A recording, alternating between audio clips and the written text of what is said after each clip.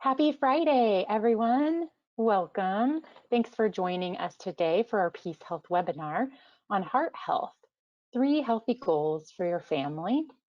The information that's presented today is general in nature and doesn't replace the advice for your personal healthcare provider. In fact, we do encourage you to talk with your doctor about any specific questions related to your diet or health conditions. My name is Summer Meyer, and I'll be your moderator today. Before I introduce our guest speaker, I want to remind you that PeaceHealth is safe, open, and ready to help when you need us. It's now easier than ever because we are offering video visit appointments, and if you haven't done so, now's a good time to set up your My PeaceHealth account so you can make appointments, receive test results, and manage your prescriptions. If you already have an account with us, be sure to log in and confirm that your contact information is up to date. In today's webinar, I want to invite you to engage with us by voting in the polls, asking questions, and completing the survey at the very end. With that housekeeping out of the way, it's my great pleasure to introduce to you our speaker, Ms. Cecelia Jacobson. Welcome, Cecilia. Thanks for joining us here today. Good afternoon, Summer. Thank you. Happy Fabulous Fun Friday, everyone. Yay, that's right. Fabulous Fun Friday. One thing you all don't know about Cecilia is each day we meet, she has a lovely saying. So for Fridays, it's Fabulous Fun Fridays. So Cecilia joins us from our Sacred Heart Riverbend Hospital in Springfield, Oregon, where she works as a registered dietitian and a certified diabetes educator for our cardiovascular wellness and rehabilitation department. She's passionate about helping her patients achieve sustainable diet and lifestyle changes that are in line with their goals. Cecilia went to Bastyr University, which is in Kenmore, Washington, and she's worked for PeaceHealth for about 15 years. She began in the clinical setting, working with hospitalized inpatients, and then she expanded her work to our outpatient clinics. She also does cooking demos, health fairs, and various wellness outreach events. But when she's not at work, you can find her outdoors or volunteering. She enjoys cycling and has ridden in the Cycle Oregon multiple times for the Candlelighters Ride for a Child team. She also loves camping and hiking and tending to her small garden to create her own culinary experiments at home. So thank you again, Cecilia, for joining us for another webinar today. And I'm going to turn it over to you for a brief overview. Thank you, Summer. It's a pleasure to be here. Today, I would like to cover 3 sections to help you understand what heart disease is and steps towards heart health. First, we'll review some of the risk factors for heart disease. Next, we'll look at the Mediterranean eating style for heart health. And finally, some tips for movement to help with de-stressing. Let's start by looking at the history. In February 2021 will be the 57th annual consecutive American Heart Month. The first proclamation was issued by President Lyndon B. Johnson in February 1964. 9 years later, he had a heart attack. More than 800,000 people die of cardiovascular disease every year in the U.S., which is about 1 in 3. The Harvard Health blog noted that at least twice as many people died from cardiovascular causes in 2020 as those who died from complications from the novel coronavirus. While the challenges from the virus are new, experts have been studying heart disease for decades. A cardiologist from Harvard says, the lifestyle choices that keep your heart healthy may also leave you less vulnerable to serious complications from infections such as COVID-19 and influenza. Obesity in both youth and adults is at an all-time high. Youth are being diagnosed with heart disease earlier than ever, and people just zip codes apart can live 25 years less than their neighbor because of disparities in health. American Heart Association urges people to take care of their hearts year-round. Consider the facts. Heart attack kills more people than all forms of cancer combined. Heart attacks affect more people every year than the population of Dallas, Texas.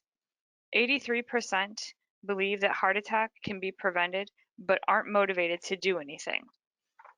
72% of Americans don't consider themselves at risk for heart disease, and 58% put no effort into improving their heart health.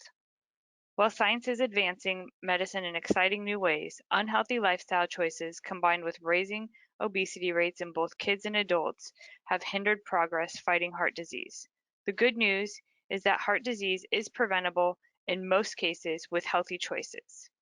Risk factors can be broken into two categories: risk factors that you can control and risk factors that you cannot control. Looking at risk factors you can control: smoking, which increases your risk of cancer, diabetes, heart failure, and other serious medical conditions. High blood pressure. The recommendations for blood pressure are less than 120/80. When blood pressure is high, it causes damage to your blood vessel walls that gets worse over time. This increases your risk for heart disease, stroke, and kidney problems. There are many ways to manage blood pressure. We will look at lifestyle changes that can lower blood pressure, such as eating better, being active, and losing weight. High cholesterol. Cholesterol is a type of fat in your blood. Your cells need cholesterol, and your body makes all it needs. But you also get cholesterol from foods you eat. If you have too much cholesterol, it starts to build up in your arteries. This is called hardening of the arteries. It is a starting point for some heart and blood vessel problems. The buildup can narrow the arteries and make it harder for blood to flow through them. The buildup can also lead to dangerous blood clots and inflammation that can cause heart attack and stroke. There are different types of cholesterol. LDL is the bad cholesterol. It's the kind that can raise your risk of heart disease, heart attack, and stroke. HDL is the good cholesterol. It's the kind that is linked to lower risk of heart disease, heart attack, and stroke. Many things can affect cholesterol levels, including the foods that you eat. Eating too much saturated fat, which can be found in products of animal origin, and trans fats. The primary dietary source of trans fats are processed foods labeled as partially hydrogenated oils, which can also rise your cholesterol. Being overweight may lower your good cholesterol. Being inactive or not exercising may lower your good cholesterol. Age: as we begin to get older, over the age of 20, our cholesterol levels rise. Family history: if your family members have or had high cholesterol, you may have it also. Diabetes is another risk factor. If you have diabetes, manage or even reverse the condition by controlling your blood sugar. Overweight: most people think of being at a healthy weight means being thin. Actually, a healthy weight is a weight that lowers your risk for health problems. It's more about healthy living than about what you weigh. Lack of exercise: physical activity is not just for jocks, it is for everyone. Being active can help you stay healthy, control your weight, and get the most out of your life. No matter what your age or condition, there is a type of exercise that is right for you. Stress is what you feel when you have to handle more than you're used to. When you are stressed, your body responds as though you are in danger. It makes hormones that speed up your heart, makes you breathe faster, and gives you a burst of energy. This is called the fight or flight response. Some stress is normal and even useful. Stress can help if you need to work hard or react quickly. For example, if you if you're trying to finish a race, sometimes the stress will help you get the job done or finish the race quicker. But stress happens too often or lasts too long. It can have bad effects. It can be linked to headaches, an upset stomach, back pain, or trouble sleeping.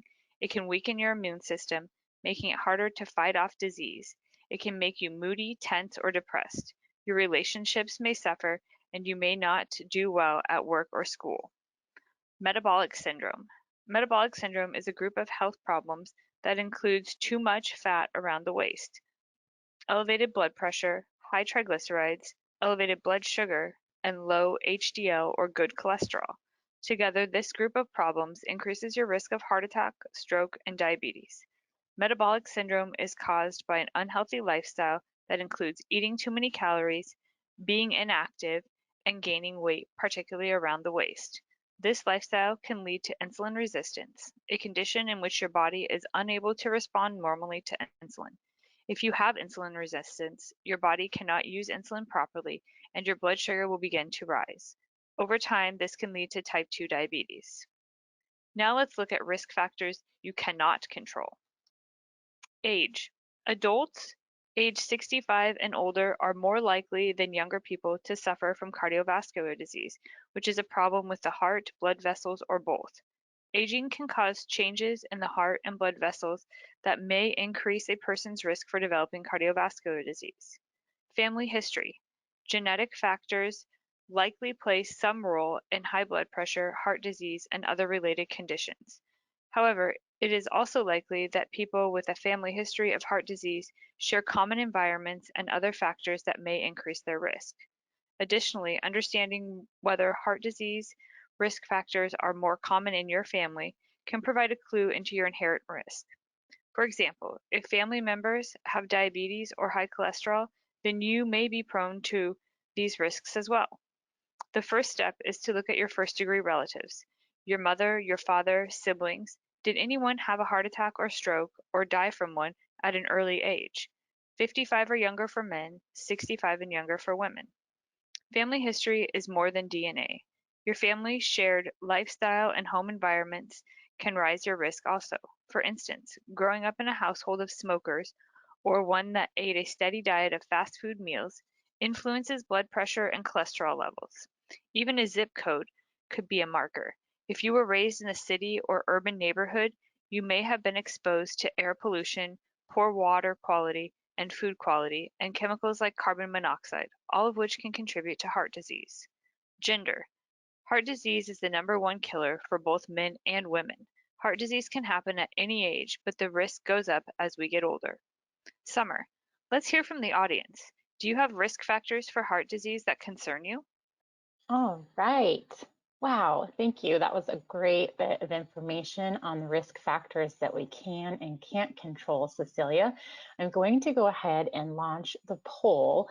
We'd love to hear from our audience members which ones of these are most concerning. Is it sort of the top group, blood pressure, diabetes, and cholesterol?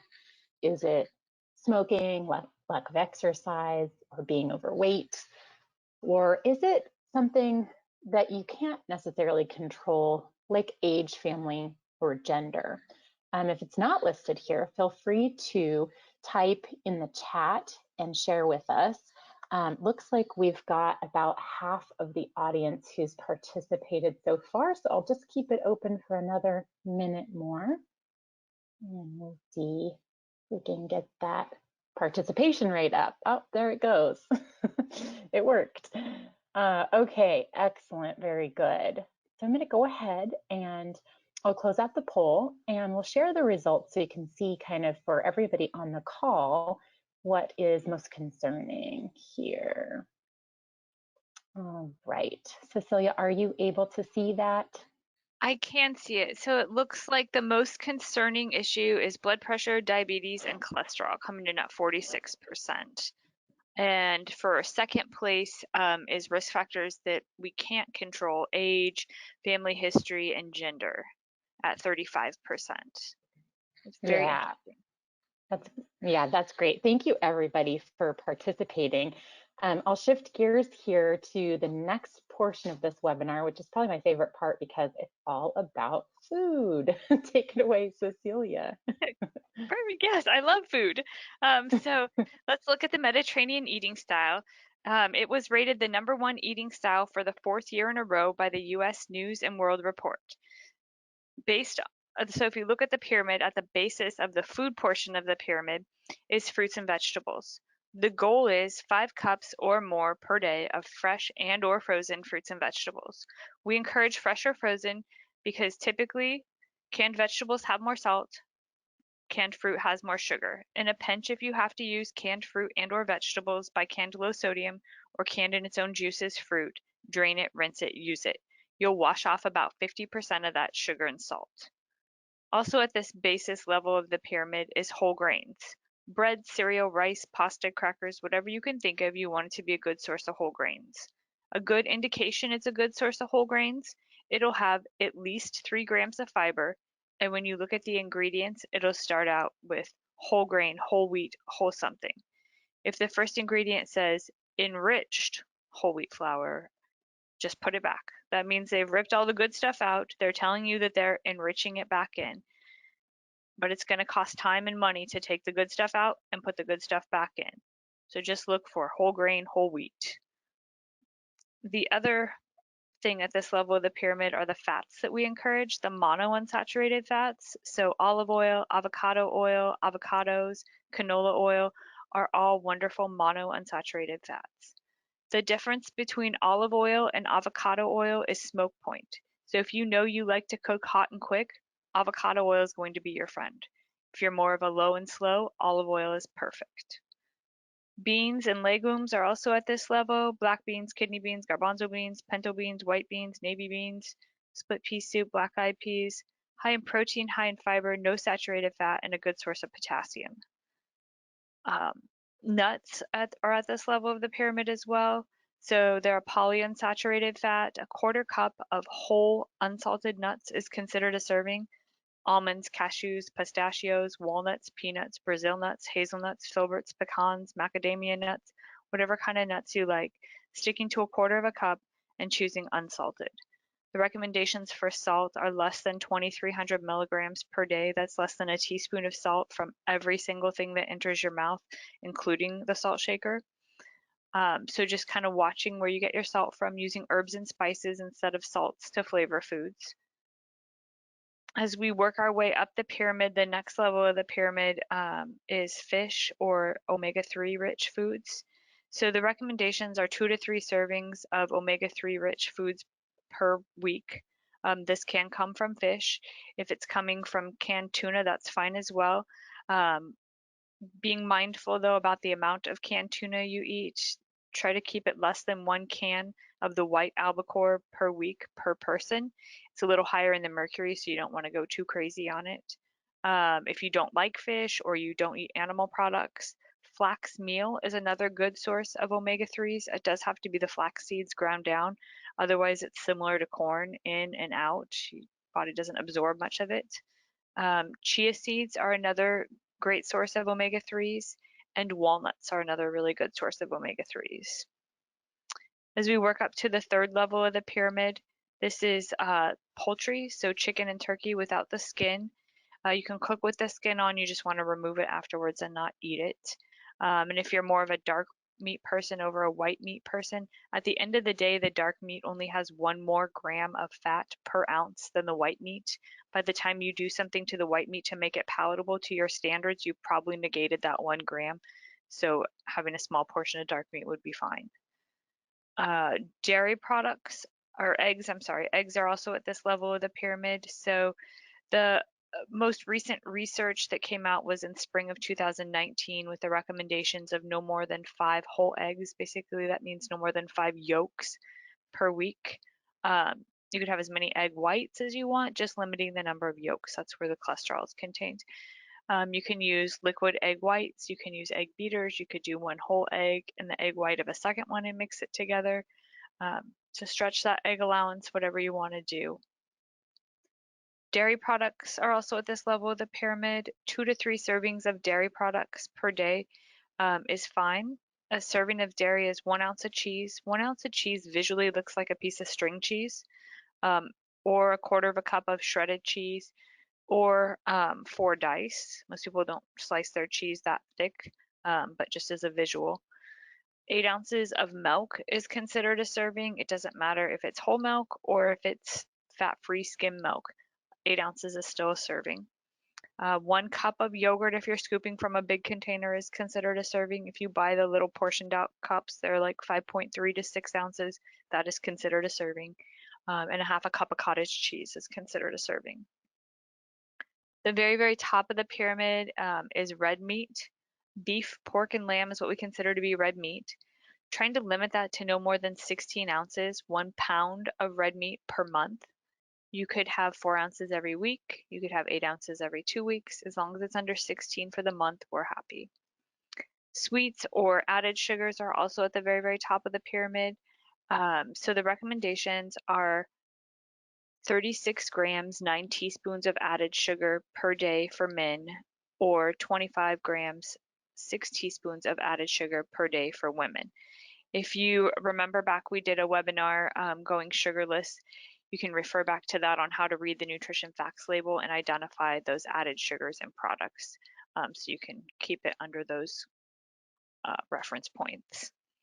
Alcohol is over on the side. You don't have to, but if you so choose and your providers are okay with it, 1 serving per day for women, 2 servings a day for men. A serving of alcohol is 5 ounces of wine, 12 ounces of beer, 1.5 ounces of hard alcohol. It is a use it or lose it for the day. Can't save it up for the end of the week and say, woohoo, it's fabulous fun Friday. It doesn't work that way. And if whoever you happen to Shoot. be dining with, dang it, doesn't consume their alcohol for the day, you can't consume it for them. Water or uncaffeinated, unsweetened beverage, water, herbal tea, decaf coffee, flavored waters are on the side. Trying to aim for 48 to 64 ounces minimum of a fluid per day. Our bodies are 70 to 80% water. They like to be replenished with more water. That's great advice. I did want, we'll get to the Q&A towards the end, but we do have a quick question. I think this will be easy to answer before we progress to the next slide. Ginny was asking about canned salmon. I know you mentioned canned tuna limitations. Do you have any advice about canned salmon, or does that apply as well? That's a great question. I would say with the canned salmon, sticking to 1 can per week as well, just to avoid the potential of high mercury content. Great, thank you. There we go. Thanks for the question. Yeah. A study published in November 2020 in the JAMA Network Open randomly assigned 244 overweight and obese individuals to a low-fat vegan diet or join a control group that made no dietary changes. At the end of 16 weeks, the participants in the low-fat plant-based diet had lost an average of 13 pounds. While participants in both groups consumed fewer calories during the 16-week trial than they did before the experiment started, people on the vegan diet managed to cut back, on average, 355 calories more than the people on the control group. As a visual, a regular McDonald's cheeseburger is 313 calories. It is possible that people lost more weight in part because they consumed fewer high-fat, high-calorie foods, replacing animal products with healthier plant-based meals. The lead study author is quoted saying, "Eliminating foods that are high in fat and cholesterol is one part, and the other is replacing these foods with plant foods that are rich in fiber. Both play an important role in improving cardiometabolic health." Following a vegan diet which excludes all animal products, meat, fish, eggs, dairy products, and honey in some cases, can reduce the risk of heart disease by 29%, curb your risk of diabetes by 62%, and cut your risk of cancer by 18%, according to AAND guidelines. If the thought of transitioning your diet all at once sounds impossible, try making small changes to your diet. Maybe try a meatless meal once a week. Swap the meat in your favorite recipe for beans. For example, my roasted cauliflower and black bean tacos on Taco Tuesday. Use whole grain bread for your sandwiches. Or if you're having avocado toast in the morning for breakfast, use whole grain bread. Add a piece of fruit and/or veggies to each meal. Switching from highly processed foods to more whole foods plant-based has been shown to help diminish food cravings over time, leading to less intake of fast foods, sweets, and other junk foods. Think of the old saying, eat from the rainbow. By incorporating a variety of colors from fresh whole foods into your meal plan. Summer, let's hear from the audience. How many of you are interested in incorporating a meatless meal once a week? All right, this is a great question here. Feel free to vote with us in the polls. And do you think Cecilia is even crazy for asking you this question about meatless dieting? Or are you considering it, possibly even already doing it? Are you all in already, or something else? Feel free to share with us. And I'll just give you another couple of seconds here. All right, awesome. High participation here. So I'm going to go ahead and close out this poll and share the results. All right. Can you see that, Cecilia? I can see that. I'm happy to know you guys don't think I'm crazy. uh, 70% of you are all in. That is awesome and fantastic. So I'm love to share with you some ideas. And then Great. Let me, about 19% will consider it. awesome. All right, let me hide these results and we'll move back onto the presentation. Thank you all again for participating in the poll. Now let's look at how you can add movement and exercise to your life and decrease your stress. Fitness helps you feel better and have more energy for work and leisure time. You'll feel more able to do things like play with your kids, garden, dancing, or biking. Children and teens who are fit may have more energy and better focus on schoolwork. For the elderly, physical activity helps maintain the ability to live independently and reduce the risk of falling and fracturing bones. It can also reduce the risk of dying from coronary heart disease and developing high blood pressure, colon cancer, and diabetes. It can help reduce blood pressure in some people with hypertension. It can help people with chronic disabling conditions improve their stamina and muscle strength. It reduces symptoms of anxiety, depression, and fosters improvement in mood and feeling of well-being. It helps maintain healthy bones, muscles, and joints. It helps control joint swelling and pain associated with arthritis. Inactivity increases with age. By age 75, about 1 in 3 men and 1 in 2 women engage in no physical activity. The loss of strength and stamina attributed to aging is in part caused by the reduced physical activity. Among adults age 65 and older, walking and gardening and yard work were by far the most popular physical activity. Social support from family and friends has been consistently and positive related to regular physical activity. Fitness means being able to perform physical activities. It also means having the energy and strength to feel as good as possible. Getting more fit, even a little bit, can improve your health. Improving your fitness is good for your heart, lungs, bones, muscles, and joints, and it lowers your risk for falls, heart attack, diabetes, high blood pressure, and some cancers. If you already have one or more of these problems, getting more fit may help you control other problems and make you feel better. Being more fit also can help you get better sleep, handle stress better, and keep your mind sharp. Recommendations for physical activity for children and adolescents aged 6 to 17 is a goal of 60 minutes per day. Adults should aim for 150 to 300 minutes a week of moderate intensity or 75 to 150 minutes a week of vigorous intensity aerobic physical activity, or an equivalent combination of moderate and vigorous intensity. Adults should also aim for muscle strengthening activities 2 or more times per week. Here are some ideas for increasing physical activity. Make physical activity part of your regular day. Make a regular habit of using the stairs, not the elevator. Walking to do errands near your home. Try strength exercises while you watch TV, or play a workout game on your gaming console. Start walking. It's a great fitness activity that most people can start doing. Make it a habit to take a daily walk. Find an activity partner, either in your household or virtually. Grab your spouse, kiddos, or whoever lives in your home and do some jumping jacks. Shoot some hoops, dance, garden. This can make exercising more fun. Find an activity that you enjoy and stay with it. Vary it with other activities so you don't get bored. Adding variety to fitness programs is a good way to keep you motivated. Varying the activities. If you are getting bored with walking, try biking, hiking, playing basketball, jumping rope, dancing, etc. Vary the place. Try a new route for your walk or biking, or even different rooms in your home for exercise or stretching. By having several options, you can pick one that suits your mood or schedule. Vary the time. Do your exercises at different times and for different amounts of times. If you become bored with your noon walk, try exercising in the early morning or after school or after work. Instead of doing one 45-minute session, do 3 15-minute sessions.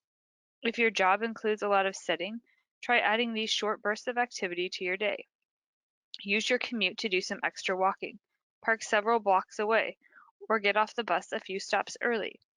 Use the stairs instead of the elevator, at least for a few floors. Go the extra distance when possible. Grab your coffee on another floor, or use the restroom that's furthest from your office.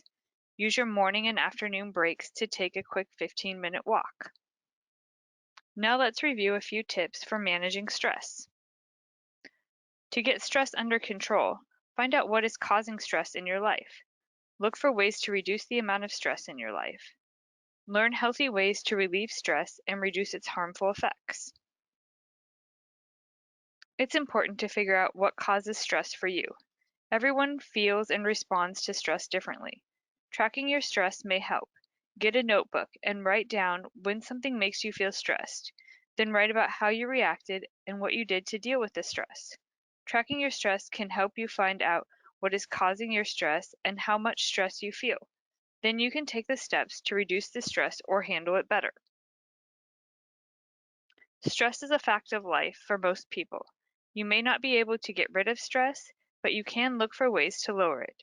You might try some of these ideas. Evaluate your time management approach.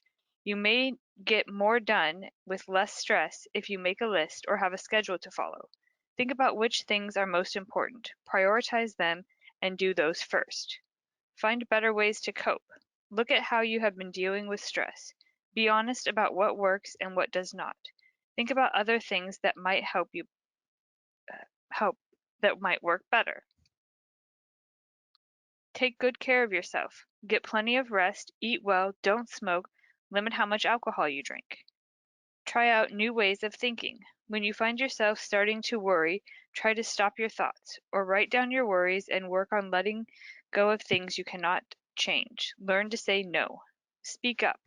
Not being able to talk about your needs and concerns creates stress and can make negative feelings worse. Assertive communication can help you express how you feel in a thoughtful, tactful way. Ask for help. People who have a strong network of family and friends manage stress better.